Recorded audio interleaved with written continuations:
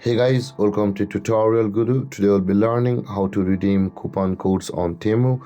And now let's dive right in. Now to redeem coupon codes on Temu, first open up your Temu app on your phone. And after opening your Temu app, guys, on this interface at the bottom of the screen, you can see the U button available for us. Tap on the U button at the bottom middle section of the screen, and you'll land over here where you can see the coupons and offers options available for us. Just below your reviews, tap on coupons and offers, and when you land over here at the top of the screen, you can see, guys, just below the unused, there is the box where it says enter coupon code over here. Now in order to redeem your coupon codes on Temu, enter the code which you have on your coupon, and after entering your code over here, at the right side of that box you can see there is the apply button available for us. Tap on the apply button and that code will be redeemed on your Temu account.